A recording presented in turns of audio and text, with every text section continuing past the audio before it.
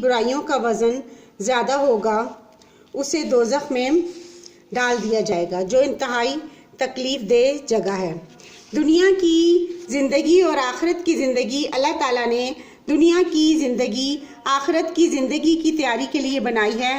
دنیا کی زندگی عارضی ہے اور آخرت کی زندگی ہمیشہ کے لیے ہے۔ آخرت کی کامیابی کا انحصار دنیا میں کیے گئے اعمال پر ہے، جیسا کہ مشہور قول ہے الدنیا مزرعۃ الآخرہ، دنیا آخرت کی کھیتی ہے۔ دنیا کی مثال ایک کھیتی کی سی ہے۔ کھیتی میں کسان جو بیج بوتا ہے وہی فصل کاٹتا ہے۔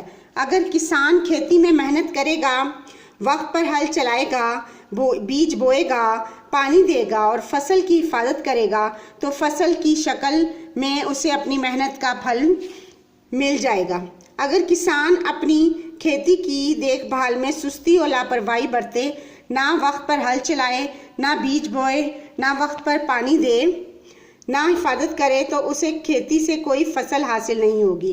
جس انسان نے دنیا میں نیک کام کیے وہ آخرت میں کامیاب ہوگا، اور جس نے برے کام کیے اسے سزا ملے گی۔ گویا دنیا کی زندگی آخرت کی تیاری کے لیے ہے۔ ہمیں دنیا کی زندگی کی اہمیت سے آگاہ ہونا چاہیے۔